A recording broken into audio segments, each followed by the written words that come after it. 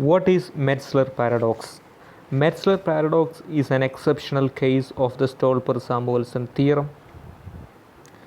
Metzler paradox is the theoretical possibility of the opposite of the arguments of the Stolper-Samuelson theorem will happen.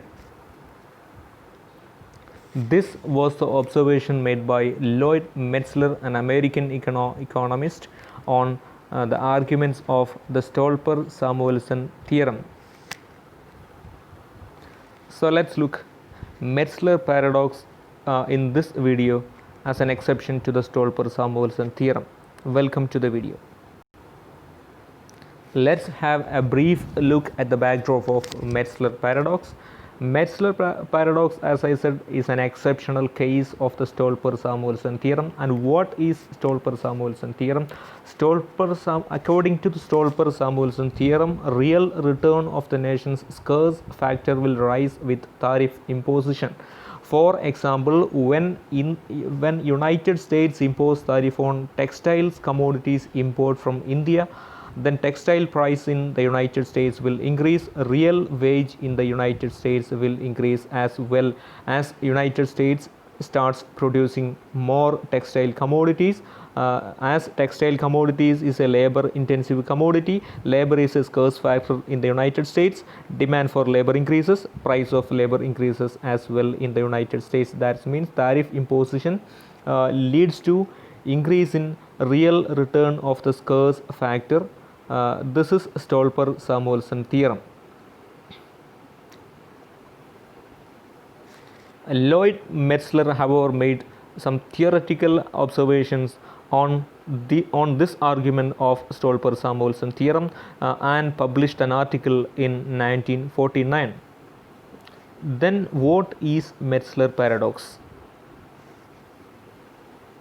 Metzler paradox states that real return of the scarce factor will also lower with tariff imposition rather than increasing the real return of the scarce factor, unlike argued by the Stolper-Samuelson theorem. This is the paradox. This is called Metzler paradox.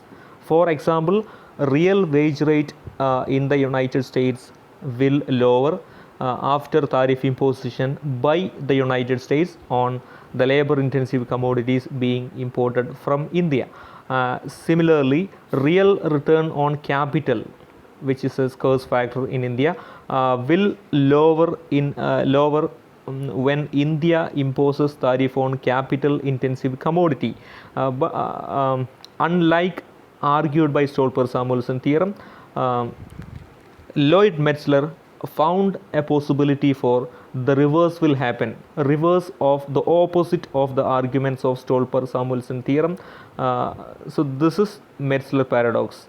According to the observation made by, as per the observation made by Lloyd Metzler, whenever a nation imposes tariff on a commodity, the real return of the scarce factor of the tariff imposing nation will also lower rather than increase.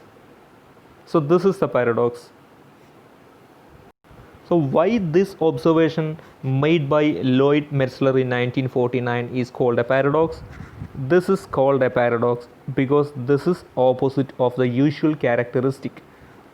What is the usual characteristic? Usual characteristic is whenever the tariff is imposed on the commodity, the domestic price of the tariff imposing commodity will increase, and the domestic market starts producing that commodity more, then the scarce factor will be employed more, then the demand and price of scarce factor will rise, then the real return of the scarce factor will rise. For example, United States, whenever United States imposes tariff on textile commodity which is being imported from India, price of textile in the United States will increase.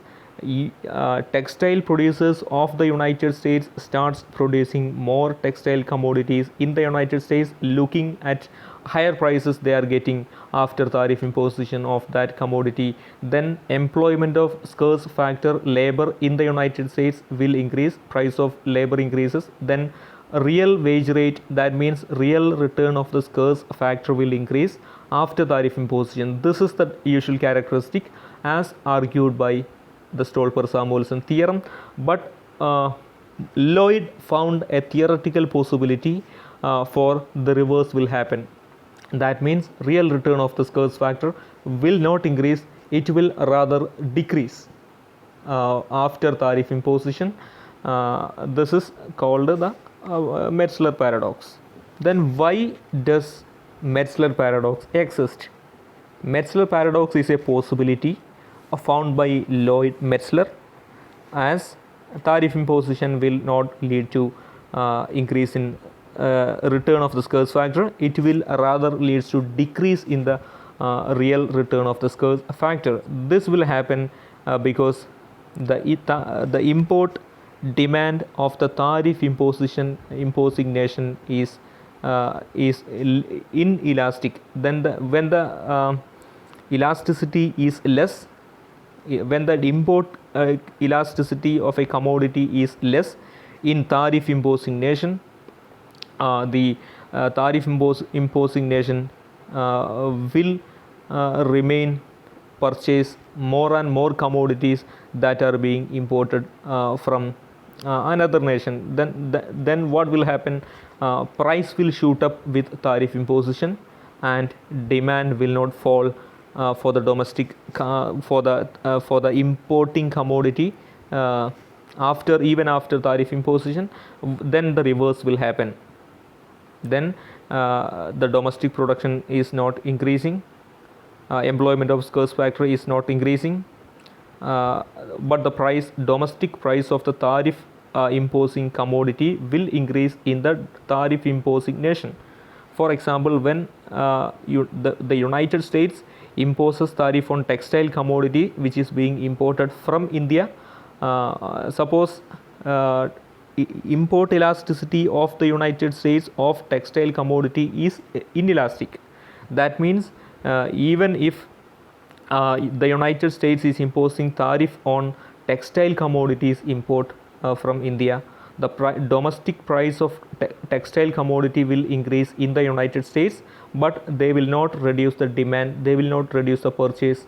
That means as India's offer curve is less elastic, that means India's offer curve is India's supply curve, that is India's international supply curve, that is America's demand curve, it is less elastic, suppose. So whenever the import elasticity of a commodity is inelastic or less elastic, what will happen? The tariff will surely in all cases leads to increase in price, domestic price, but it will not reduce the demand, it will not reduce the purchase. That means the scarce factor will not be employed more, demand for scarce factor will not increase.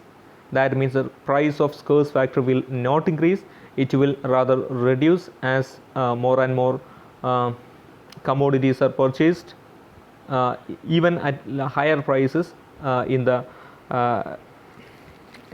tariff imposing nation. So this is why that is why there is a theoretical possibility for the opposite of the argument of Stolper-Samuelson theorem will happen. This was noted down by Metzler, Lloyd Metzler, in 1949 in his classic article.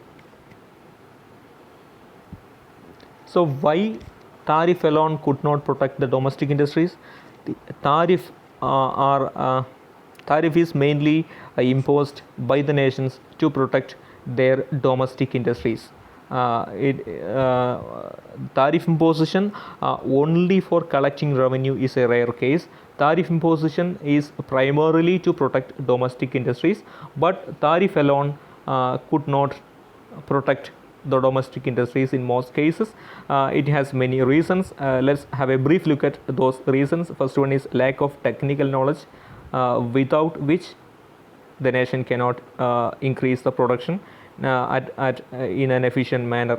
So we need the updated technology. So the technological advantage is much relevant for dominating the international trade. And another factor is lack of better bilateral relation. In the absence of better bilateral relations, the nations could not maximize the trade. We need to reach an agreement, or we need to have reach an consensus on trade of the commodities. Another major factor is lack of enough resources. We need to have the natural resources, we need to have the factors of production, then only we will have the comparative advantage. So without which we cannot produce domestically, we cannot substitute, we cannot make the import substitution when we don't have the natural resources, we don't have the factors of production. And whenever the nation is a small nation, the nation could not increase the production even if the tariff is imposed. The only tariff imposition could not protect the domestic industries. Many other factors are required to save the nation, to substitute the import of goods and services. Having said that, Metzler paradox is not a usual characteristic. On the ground of Metzler paradox, Stolper-Samuelson theorem should not be rejected or neglected, as the arguments made by the Stolper-Samuelson theorem is a usual characteristic that could happen in the normal case, but in certain cases, depends on the elasticity of the commodity, what will happen, the possibility for the reverse will happen, as observed by Lloyd Metzler, will happen. So the Stolper-Samuelson theorem need not be rejected just on the ground of Metzler paradox. Thank you.